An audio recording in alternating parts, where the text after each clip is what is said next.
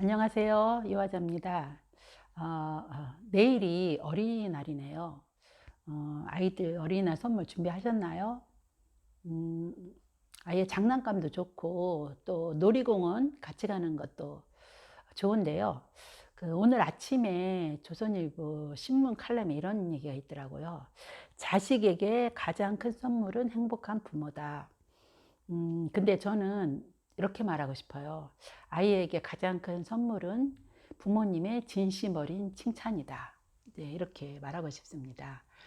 음, 오늘 제가 말씀드리고 싶은 부분도 칭찬에 대한 그런 내용입니다. 요즘 부모님에게 핫한 그 프로그램 있죠. 오은영 박사가 출연하는 그런 금쪽 같은 내 새끼. 이 텔레비전 프로그램 시청하시나요? 예, 저도 시간이 되면 이 프로그램을 보는데요. 육아하는 그 부모의 마음과 아이의 마음을 들여다볼 수 있는 시간이라서 굉장히 유익하더라고요. 아이가 문제 행동을 보이는 경우가 거의 부모의 무관심이나 아니면 아이의 감정을 이해해주지 않고 막무가내 잔소리를 할 때더라고요. 그래서 오늘 저는 칭찬을 제대로 하기 위한 방법에 대해서 이야기를 하고 싶습니다.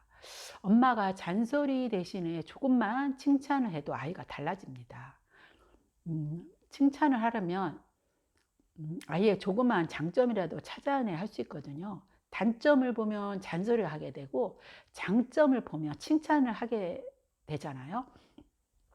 만약에 제대로 된 칭찬을 하게 되면 아이는 자존감이 높아지고 할 수 있다는 자존감이 높아집니다. 무조건 참 잘하는구나, 최고야 라고 말하기보다 더 효과적인 칭찬을 제대로 하기 위한 5가지 방법을 알아보도록 할게요.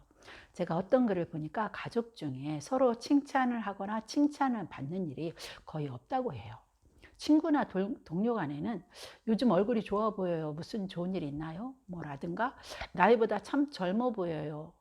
또는 덕분에 맛있게 먹었습니다. 라는 말을 종종 듣는데요. 사실 이 말은 칭찬처럼 들리는데 잘 보면 그냥 의례적인 인사를 할 수 있지요. 우리가 이렇게 다른 사람을 곧잘 칭찬하면서 가족이나 아이에게는 왜 이렇게 칭찬에 인색할까요? 여러 가지 이유가 있습니다만 아마 칭찬을 하면 아이 버릇이 없어질까 봐 칭찬에 인색한 경우도 있고요. 또는 아이에게 이렇게 큰 기대를 하니까 아이의 실수나 단점이 보여서 칭찬이 잘 안 되는 것 같아요. 그런데 절대 그렇지가 않습니다. 우리가 아이에게 제대로 칭찬을 할 수 있다면 아이의 잠재력과 성취욕을 끌어올릴 수가 있어요. 또 아이의 기분과 마음을 이해하면서 진심 어린 칭찬을 하면 아이의 자존감을 길러주게 되어요. 그렇죠. 칭찬은 단지 아이의 기분과 마음을 밝게 하고 따뜻하게 하는 것만이 전부가 아닙니다. 칭찬이 주는 더 좋은 효과는요, 바로 아이가 자신을 생각할 때, 아, 나는 괜찮은 사람이구나. 나는 다른 사람에게 사랑을 받고 있어. 라고 생각해서 자존감을 높여줄 수 있다는 게 가장 큰 강점이랍니다. 그러면 지금부터 칭찬을 제대로 하기 위한 5가지 효과적인 방법을 찬찬히 알아볼게요. 첫째는 구체적으로 칭찬합니다. 아이가 엄마가 식사 준비할 때 아이가 수저를 놓으면서 엄마를 도와주잖아요. 그때 엄마가 잘했어가 아니라 엄마가 바쁜데 도와줘서 너무 고마워라 하는 것이 좋습니다. 그냥 잘했어라고 하면은요, 아이는 막연하게 자신이 무엇을 잘했는지 모를 수도 있고요. 그냥 덤덤하게 받아들일 수도 있어요. 그런데 구체적으로 칭찬을 받으면 아이는 내가 한 행동이 칭찬받을 만한 것이구나 라고 받아들이게 됩니다. 바쁜 엄마를 도와드리니까 엄마가 고마워하시는구나 생각하고 이제 마음이 뿌듯해지죠. 그렇게 되면 아이는 앞으로도 다른 사람의 마음을 헤아릴 줄 아는 아이로 자라게 됩니다. 둘째는요, 결과보다도 과정을 칭찬합니다. 아이가 받아쓰기 100점을 받았을 때 100점을 받다니 정말 최고야 라고 하기보다도 열심히 연습하고 노력하더니 좋은 결과 나왔구나, 수고했어 라고 하는 것이 좋습니다. 100점을 받다니 최고야 그러는 칭찬을 받으면 다음번에 100점을 받지 못하면 칭찬을 받지 못하겠구나라고 생각할 수 있어요. 100점이라는 결과보다 열심히 노력한 과정을 칭찬받으면 다음에도 100점 받아야 하는 부담감보다 더 노력해야겠다는 마음이 더 앞서게 됩니다. 셋째는 칭찬은 성취욕을 자극할 수 있는 것이어야 하고 장점을 찾아내어 칭찬해야 합니다.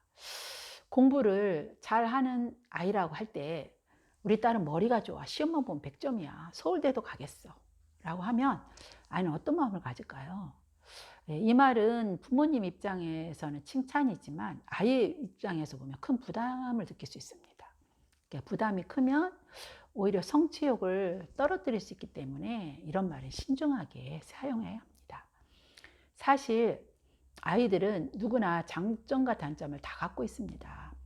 부모가 어떤 눈으로 보느냐가 매우 중요한데요. 아이가 산만하다고 할 때 어떤 부모는 왜 그렇게 산만하고 집중력이 없니? 라고 할 수 있고, 어떤 아이는 우리 아이는 호기심이 많아서 어떤 것이든 그냥 지나가는 일이 없어요 라고 말할 수가 있습니다. 그래서 아이가 무엇을 잘하느냐 못하느냐라는 그런 수행 능력 여부를 떠나서 아이의 장점과 강점을 잘 찾아내서 칭찬하려는 부모의 자세가 너무 중요하다 할 수 있답니다. 넷째는 아이가 한 행동에 대해 칭찬합니다. 예를 하나 들어보겠습니다. 엄마가 시장을 보고 오는 동안에 아이가 동생과 잘 놀아주었어요. 이때 동생을 잘 돌봤네. 우리 아들 참 착하다. 라고 한다면 이 칭찬은 아이 자체를 칭찬하는 걸까요? 아니면 아이의 행동을 칭찬하는 걸까요? 예, 이 칭찬은 아이 자체를 칭찬하는 것입니다. 그런데 우리 아들이 엄마가 없는 동안 동생을 잘 돌봐주어서 너무 고마워 라고 했다면 이는 아이의 행동을 칭찬하는 것입니다. 아이가 동생을 잘 돌봐서 착하다고 칭찬을 하면 동생을 잘 돌보지 않으면 너는 나쁜 아이야 라는 인식을 심어줄 수 있어요. 그래서 아이는 존재 자체로 인정받고 존중받을 가치가 있습니다. 그래서 아이의 행동을 근거로 존재를 평가하지 않고 행동 자체만 보고 행동 자체를 칭찬하려는 그런 부모 자세가 필요합니다. 다섯째는요, 만약에 형제자매가 있다면 다른 자녀를 배려해서 칭찬해야 됩니다. 형제자매가 있는 아이라면요, 아이마다 갖고 있는 개성이나 기질이 다를 수 있습니다. 만약 형이 글씨를 잘 쓰고 동생 글씨를 잘 못 쓴다고 할 때, 네 형은 1학년 때도 또박또박 글씨를 잘 썼는데 너는 글씨가 왜 이렇게 엉망진창이니? 라고 비교를 하면 안 됩니다. 형을 칭찬할 때는 동생도 배려하는 것이 좋습니다. 예를 들면 이렇게 하면 될 것 같아요. 우리 큰아들은 글씨를 또박또박 잘 쓰는구나. 우리 막내는 글씨가 또박또박 잘 안 써져? 연필지는 쥐는 자세가 조금 안 좋은 것 같은데 엄마가 도와줄까? 글씨가 조금 삐뚤거리지만 끝까지 꾸준히 쓰는 자세가 좋아 라고 각각 다른 아이의 장점을 찾아서 칭찬해 주기를 바라요. 이렇게 칭찬을 제대로 하기 위한 5가지 효과적인 방법을 알아보았어요. 첫째는 구체적으로 칭찬합니다. 둘째는 결과보다 과정을 칭찬합니다. 셋째는 칭찬은 성취욕을 자극할 수 있는 것이 하고 장점을 찾아내어 칭찬해야 합니다. 넷째, 아이가 한 행동에 대해 칭찬합니다. 다섯째는 형제 자매가 있다면 다른 자녀를 배려해서 칭찬합니다. 네, 그런데 여기서 가장 중요한 것이 있어요. 이렇게 칭찬할 때는 얼굴에 진심을 담아서 기쁜 마음으로 해야 합니다.